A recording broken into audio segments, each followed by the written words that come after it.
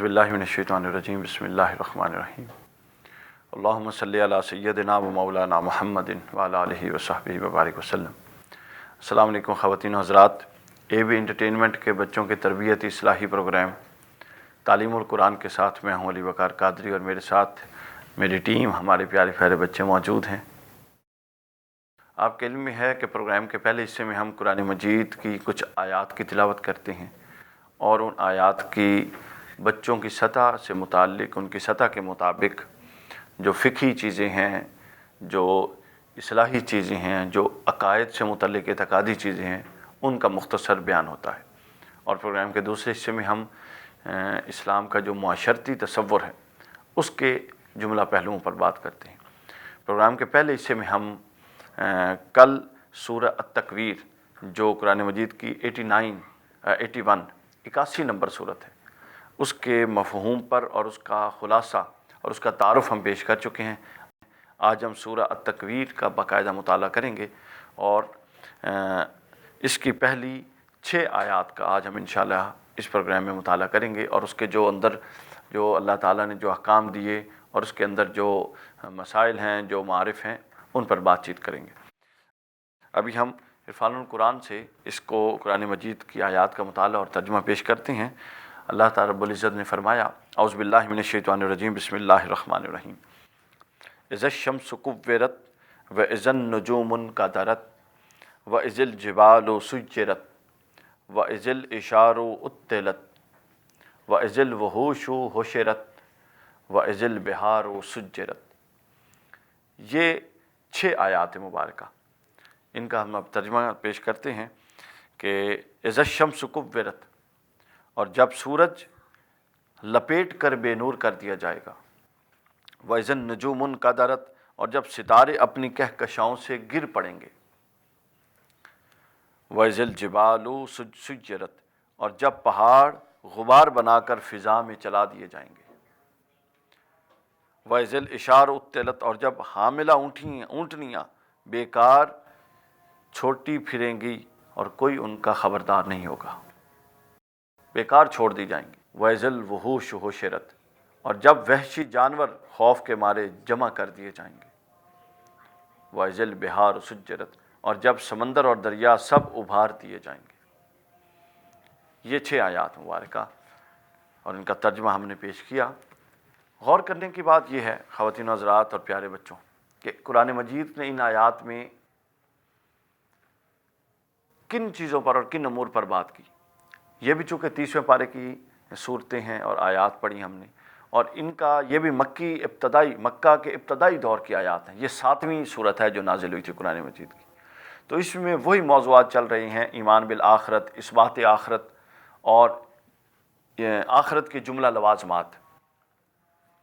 इस सूरह मुबारका में जिसका आगाज़ जिसके हमने पहली 5 आयात तिलावत की, ये पहली 5 आयात में जो लफ्ज़ आया है इज़्ज़श-शम्सु कुव्विरत, कि जब सूरज लपेट दिया जाएगा। कुव्विरत का मतलब होता है किसी चीज़ को यूं लपेट देना। उलमा और फ़ुक़हा मुफ़स्सिरीन ने इसकी जो मिसाल दी है वो मिसाल ऐसे दी है कि जैसे इमामा नहीं होता जो उलमा सर पे पहनते हैं, उनको दरमियान में टोपी रख के कपड़े को गिर्द में लपेट दिया जाता है जिससे वो इमामा बनता है। तो जिस तरह इमामा लपेट दिया जाता है सर के गिर्द, उसी तरह जब ये वक्त आएगा जिसका यहाँ बयान किया जा रहा है क़यामत का, तो सूरज की रोशनी को यूं लपेट दिया जाएगा, सूरज को यूं लपेट दिया जाएगा कि रोशनी समेत पूरा का पूरा सूरज लपेट के उसको ख़त्म कर दिया जाएगा। इस हवाले से उलमा ने और जो फ़ुक़हा ताबईन उनकी मुख्तलिफ आरा है, मैं आपके सामने मुख्तसर बता देता हूँ कि हज़रत इमाम इब्न जरीर फरमाते हैं कि तकवीर का माना होता है किसी चीज़ को इकट्ठा कर देना, यानी गोया कि सूरज जो फैला हुआ है उसको इकट्ठा कर दिया जाएगा और यूँ वो बेनूर हो जाएगा। और दूसरा मतलब होता है कि उसको हज़रत अब्दुल्लाह इब्न अब्बास रज़ी अल्लाह तआला अन्हु ने रिवायत किया, फरमाते हैं कि क़यामत के दिन अल्लाह ताला सूरज, चाँद और सितारों को इकट्ठा करके यूँ लपेट देगा और फिर उन सब को लपेट कर समंदर में डाल देगा हैं। और जब समंदर में डालेगा तो उसके ऊपर एक हवा चलेगी, वो इतनी शदीद होगी कि सूरज, चाँद, सितारे जो समंदर में डल जाएंगे, वो हवा चलेगी तो उससे समंदरों में आग लग जाएगी। और अगली आयत में जो अल्लाह ताला ने फरमाया, अब ये जो चीज़ें हैं अगर आप इन निशानियों पर गौर करें, ये क्या है? یہ ساری نشانیاں، ان پر اگر آپ غور کریں تو یہ قیامت کے وقوع کی علامات ہیں ساری کی ساری. جس طرح ہم نے کل اپنے تعارفی گفتگو میں بتایا تھا کہ سورہ التکویر کے اندر بنیادی موضوع کون سے ہیں، تو ہم نے بتایا تھا کہ اس ایمان آخرت، جو آخرت اور قیامت کا ذکر ہے، اس کو 3 درجوں میں بیان کیا گیا. تو پہلا حصہ جو قیامت کا مرحلہ اولا جس کو ہم کہہ سکتے ہیں، وہ پہلی 6 آیات پر مشتمل ہے جو ابھی ہم نے پڑھی، کہ سورج بے نور کر کے لپیٹ دیا جائے گا، اور چاند کو وَإِذَا النُّجُومُ انکدرت، اور جو ستارے ہیں وہ بکھر جائیں گے.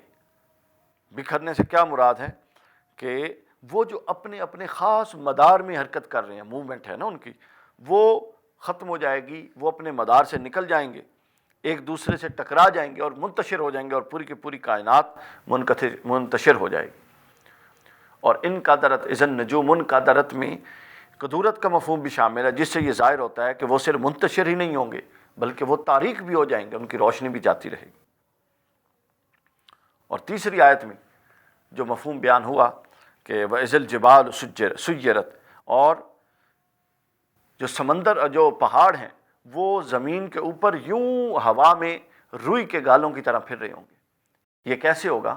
آپ لوگوں کے علم میں ہے کہ زمین کے اندر ایک کشش ہے جو زمین، جو ہر وزنی چیز کو اپنی طرف کھینچتی ہے، اس کو ہم کہتے ہیں کشش ثقل، گریویٹیشنل فورس. اللہ تعالیٰ اس فورس کو ختم فرما دے گا، گریویٹیشنل فورس ختم ہو جائے گی، اور وہ جو پہاڑ جو وزنی تھے اور زمین پر جمے ہوئے تھے، پھر وہ اس صورت میں باقی نہیں رہیں گے اور اپنی جگہ سے اکھڑ جائیں گے، بے وزن ہو جائیں گے، اور فضا میں زمین کے اوپر یوں چل پھر رہے ہوں گے جیسے فضا میں کوئی چیز، بادل یا کوئی روئی کے گالے چلتے پھرتے. یہ پوزیشن ہو جائے گی. اور اس کے بعد آگے چوتھی آیت میں فرمایا وَإِذَا الْعِشَارُ عُطِّلَتْ، اور جب اونٹنی، وہ اونٹنی جس کا بچہ پیدا ہونے والا ہے، وہ اونٹنی، اس کو چھوڑ دیا جائے گا، کوئی اس کا خبر گیر نہ ہوگا، کوئی اس کا کیئر ٹیکر نہ ہوگا. یہ ایک مثال دی گئی ہے عرب معاشرے میں جس میں قرآن نازل ہوا تھا. اس میں ایسی اونٹنی کی بڑی اہمیت ہوتی تھی، اس کی بڑی لوگ کیئر کرتے تھے. بتایا جا رہا ہے کہ وہ وقت ایسا شدید ہوگا، اتنا شدت والا ہوگا اور اتنا سخت اور پریشان کن ہوگا کہ وہ اونٹنی بھی جس کی اتنی کیئر کرتے اور قیمتی ترین چیز تصور کرتے، وہ بھی ادھر ادھر بھاگ پھر رہی ہوں گی اور کوئی ان کو پوچھنے والا، ان کا کوئی پرسان حال نہیں ہو سکا. اور اگلی آیت میں فرمایا وَإِذَا الْوُحُوشُ حُشِّرَتْ، اور پھر کیا ہے، آپ کا تجربہ ہے، آپ دیکھیں کہیں کوئی دھماکہ ہو، کہیں کوئی شور ہو، تو جو جانور ہے وہ سب ڈر کے اکٹھے نہیں ہو جاتے ایک جگہ پہ. تو وہ ایک ایسی شدید قیامت کا واقعہ ہونا، ایک ایسی شدید چیز ہوگی کہ جاندار جانور سارے اکٹھے ہو جائیں گے ایک جگہ پہ. وَإِذَا الْبِحَارُ سُجِّرَتْ، اور جو سمندر ہیں، سجرت یہ تسجیر سے ہے، سمندر کے اندر اس سے 2 چیزیں مراد لی جا سکتی ہیں. یا سمندر کو ابل جائیں گے، یعنی سمندر کا اتنا پانی جو اس کے اپنے اندر سمایا ہوا ہے، ٹھیک ہے نا، وہ یا بہہ جائے گا اور ہر شے کو بہا دے گا، یا دوسری بات یہ ہے کہ اس کے اندر آگ لگ جائے گی. اور جیسا کہ میں نے پہلے بتایا کہ سورج، چاند، ستاروں کو اللہ اس سمندر میں ڈال دے گا اور اوپر سے ہوا چلے گی جس سے سمندر میں آگ بھڑک جائے گی. اور دوسرا، اگر ہم سمندر میں پانی ہوتا ہے، ہم پانی کا کیمیکل فارمولا دیکھیں H2O، ٹھیک ہے نا، تو اللہ تعالیٰ اگر چاہے تو ہائیڈروجن اور آکسیجن کو الگ الگ کر دے اور یہ دونوں آگ کو پکڑنے والے ہیں تو اس سے بھی آگ بن سکتی ہے. تو یہ 6 علامات بیان کی گئی ہیں کہ قیامت کا وقوع، پہلا حصہ جو قیامت شروع ہوگی، یعنی ابھی دنیا چل رہی ہوگی اور قیامت کا مرحلہ آئے گا. تو وہ مرحلہ آئے گا، کیسے آئے گا؟ یہ 6 کام ہوں گے جو ہم نے بتا دیے. وہ 6 کام کیا ہوں گے؟ سورج لپیٹ دیا جائے گا. روایات میں ہے کہ لوگ بازاروں میں پھر رہے ہوں گے. امام ابن کثیر نے حضرت ابی بن کعب سے نقل کیا کہ قیامت سے پہلے 6 علامات ظاہر ہوں گی. لوگ بازاروں میں خرید و فروخت کر رہے ہوں گے کہ سورج بے نور ہو جائے گا، ستارے بکھر جائیں گے، اس کے بعد پہاڑ زمین پر گر جائیں گے، زمین پر اس سے زلزلہ برپا ہوگا، سمندروں کو بھڑکا دیا جائے گا. اور اس کے بعد کیا ہوگا؟ جاندار سارے ڈر کے اکٹھے ہو جائیں گے، سب کے دل دہل جائیں گے، اور جو مطلب وہ حاملہ اونٹنی ہیں ان کو بھی کوئی پرواہ نہیں کرے گا، اس حد تک اپنی قیمتی سے قیمتی چیز کی کوئی پرواہ نہیں کرے گا. یہ وہ ابتدائی مرحلہ ہوگا جو قیامت واقع ہوگی. یہاں بریک کا وقت ہوا ہے. ہم نے ابھی 5 آیات کا مطالعہ کیا اختصار کے ساتھ. اس سے کچھ چیزیں رہتی ہیں، اس کو انشاءاللہ اگلے پروگرام میں لیں گے. بریک کے بعد प्रोग्राम के दूसरे हिस्से में आपसे मिलते हैं।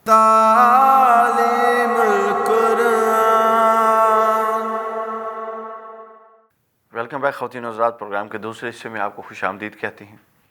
आपके इल्म में है कि प्रोग्राम के दूसरे हिस्से में हम जो हमारी अखलाकी कदरें हैं, जो हमारी माशरती कदरें हैं, जिन कदरों की बुनियाद पर इस्लामी माशरे खड़े होते थे और जिन कदरों की बुनियाद पर, जिन रवैयों की बुनियाद पर किसी माशरे को, किसी सोसाइटी को इस्लामी माशरा और इस्लामी सोसाइटी कहा जाता था, वो कदरें आज फुकदान हैं। उन कदरों पर आज हम बात करते हैं अपने प्रोग्राम के दूसरे हिस्से में। और आज हम उनमें से जिस पहलू पर बात करेंगे वो पहलू ये है कि मज़लूम की बद्दुआ से बचना चाहिए।